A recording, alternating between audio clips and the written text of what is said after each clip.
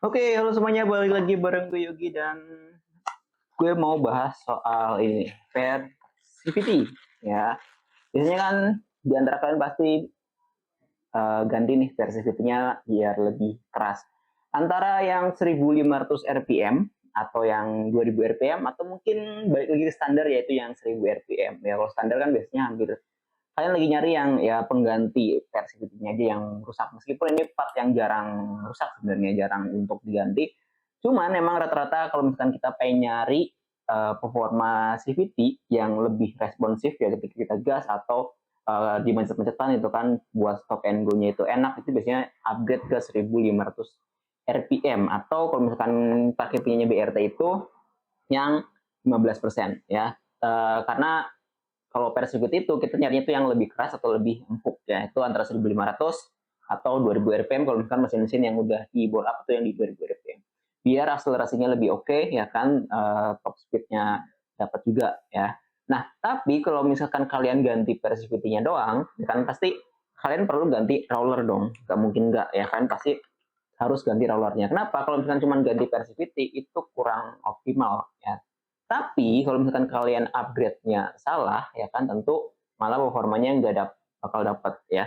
Nah sebenarnya berapa sih bobot roller yang ideal buat persivity 1500 rpm atau 15% lebih keras itu kan?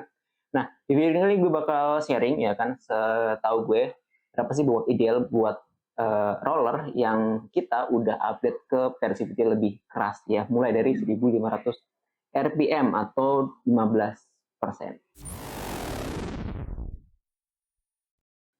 Nah, oke, ganti persivity atau persivity yang lebih keras di 1500 rpm, 15% atau mungkin sampai 2000 rpm, tentu kita pengen nyari performa yang optimal buat mesin atau CVT kita dalam hal ini. Nah, ada beberapa hal yang perlu kita perhatikan karena nggak cukup untuk ganti roller, persivity, tapi juga kita perlu ganti rollernya juga ya, yang cocok itu berapa gram sih. Karena kan kalau misalkan terlalu ringan juga nggak bagus, terlalu berat juga nggak bagus ya kan. Kenapa? Karena roller ini kan dia itu bekerja dengan cara mengatur gaya sentrifugal pada CVT.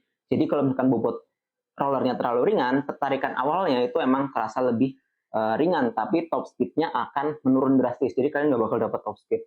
Tapi kalau sebaliknya, rollernya terlalu berat, maka tarikan awalnya juga berat alias nggak responsif. Tapi di atas atau di topnya itu kalian dapat, jadi top speednya dapat. Jadi untuk kebutuhannya tergantung kalian ya. Jadi emang kalau misalkan terlalu berat juga nggak bagus juga ya, tergantung dari speednya juga nantinya.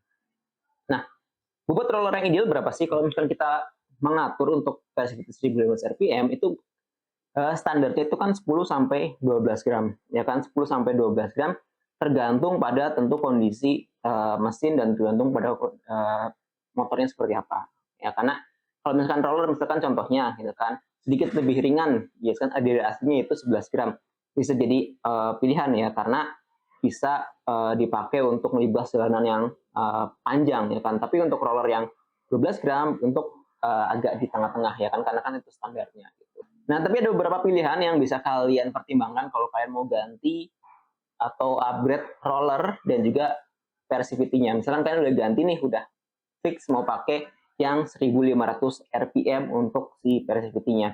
Nah untuk bobot rollernya itu kan tadi pertama kalian nggak usah ganti roller, ya udah pilih originalnya. Misalkan kalau kalian pakai motor matic, rollernya itu 13 sampai 14 gram alias roller yang berat ya kan. Ini biasanya standar pabrik segitu, 13 atau 14. Tergantung motor tentunya ya. Tentu ini kalau misalkan kalian pengen dapat keseimbangan antara top speed dan juga akselerasi, jadi di tengah-tengah ya, di tengah-tengah. Jadi untuk standar di tarikan awal nggak responsif banget tapi tetap nyaman itu kan buat daily ya kan, untuk penggunaan harian tanpa ngerusak si persivity-nya gitu kan. Atau kalian turunin satu poin yaitu di 12 gram. Nah untuk si nurunin satu poin 1 gram ini cocok banget buat kita yang pengen dapetin akselerasi yang sedikit lebih ringan ya kan, lebih cepat, lebih responsif ya kan, dibandingkan dengan awalnya ya kan. Tarikan motor pasti akan terasa lebih responsif ya, terutama cocok banget buat di macet-macetan. Kalau misalkan kalian buat daily dan sering ketemu macet, ini cocok. Jadi pakai 1500 rpm plus roller turun 1 gram. Atau kalian bisa turunin lagi 1 gram lagi, alias turun 2 gram, turun 2 poin di 11 gram. Ya kan? Atau kalau misalkan ini cocok banget buat modifikasi yang ringan dari tune up, ya kan? Biar akselerasinya lebih agresif, ya lebih cepat. Tapi ada resiko kalau misalkan kalian nggak ganti fan beltnya akan kerja lebih keras, bahkan ada resiko lebih cepat putus atau cepat rusak, ya kan? Atau lebih ekstrim lagi turun ke 10 gram, ya kan? Ini cocok banget yang buat motor-motor yang udah di bore up, gitu kan. Tapi kalau misalkan udah pakai yang 10 gram, tentu kan nyarinya dia lebih responsif, top speednya juga bisa dapat, maka persivity-nya gue rekomendasi ya masih bisa pakai 1500. Mungkin kan bisa up ke 2000 atau 20% dan juga fan belt-nya diganti. Ya, dan kalau udah ke 10 gram atau turun sampai 3 angka ya kan dari originalnya, itu kalian perawatannya harus lebih ekstra. Rollernya harus apa? Secara umum keseluruhan komponen dalam CVT itu perlu dicek. Ya, perlu dicek sehingga uh, karena kan resiko keausan terutama persivity dan juga fan belt-nya akan lebih tinggi kalau misalkan kalian cari roller yang lebih ringan karena bukannya akan lebih cepat ketika kalian gas, maka kinerja dari persivity dan juga fan belt akan lebih keras, tentu resiko putus atau keausan lebih tinggi gitu ya. Jadi kalau misalkan kalian pengen nyari yang idealnya yang mana untuk persivity 1500 RPM atau 15% lebih keras, tentu jawabannya tergantung kebutuhan kalian kan. Rekomendasi gue adalah turun 1 gram dari original. Kalau kalian udah ganti atau upgrade ke 1500 RPM. Ya, rekomendasi gue turun 1 gram aja udah cukup ya. Apalagi yang dipakai untuk daily juga ya, untuk dipakai untuk daily juga. Untuk perkotaan 1500 RPM plus turun 1 gram untuk rollernya. Untuk si rollernya ya. Gitu. Tapi kembali ke kalian seperti apa kayak settingannya, karena kan untuk namanya settingan CVT itu beragam. Cuman saran gue kalau misalkan emang kalian pengen nyari performa yang optimal, mainnya di mesin jangan di CVT karena resikonya jauh lebih besar malah, karena kan nggak tahu ya kenapa ya, kalau misalkan kita ngotak-atik persimi terlalu tinggi ya banyak banget kasus ya kan, putus, pecah dan segala macam. Itu ya hampir sama sih sebenarnya resiko kalau kita main mesin. Cuman kalau misalkan emang bener-bener nyari di performa akselerasi dan top speed ya kalian juga main mesin juga, mau nggak mau juga, cuman main girian aja gitu ya. Ya jadi itu ya untuk jawabannya, singkat aja sebenarnya. Lagi-lagi jawabannya agak klise, yaitu kembali ke keinginan kalian maunya seperti apa, karakter dari motornya, karakter dari CVT-nya, karena kan CVT cuman fungsinya untuk meneruskan tenaga yang dihasilkan dari mesin ke ban gitu kan. Makanya kita cuma bisa mengoptimalkan nih tenaga yang dihasilkan sampai ke ban itu lebih optimal gitu kan. Nah itu yang bisa dilakukan di CVT yang paling paling paling bisa dilakukan oleh CVT gitu kan.